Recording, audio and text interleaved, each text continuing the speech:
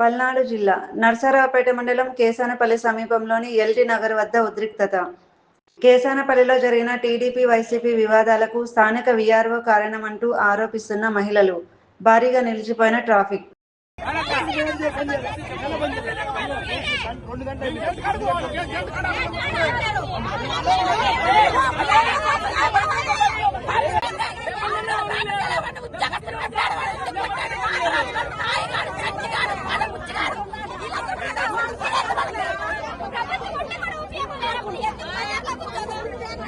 VRO Nagaraju గాడు, చంటిగాడు, నానిగాడు, కోళ్ల బుజ్జిగాడు, పిచ్చిగాడు వీళ్ళందరూ కలిసి నా భర్తను చంపబోయారు. ఇవాళ నా భర్త చెయ్యిరిగింది. నా భర్త ఆల్రెడీ చెయ్యి ప్రూఫ్ కూడా కానొస్తుంది.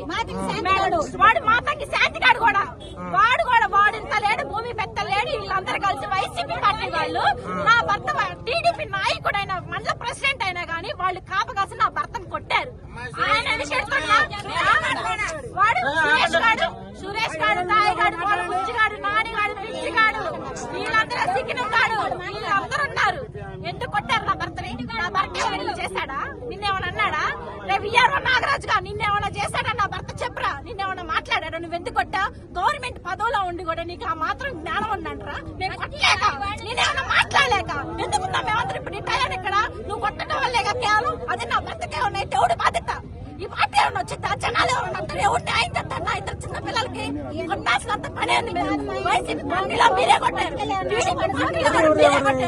ఏం చేయడానికి మమ్మల్ని మేము కొట్టలేక మా చేతగా రాజకీయం మా చేతిలో లేదా? మేము పట్టించుకోలేక ఎందుకు మిమ్మల్ని వదిలిపెట్టింది?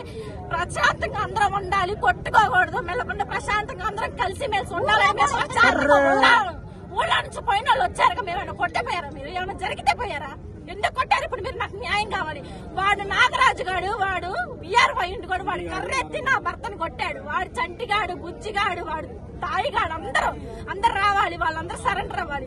వాడు విఆర్ఓ ఉద్యోగం మాత్రం పోవాల్సిందే. వాడు ఎందుకు కొట్టాడు? ఇప్పుడు నా భర్త మేడ మీద పోయిపోయాడు.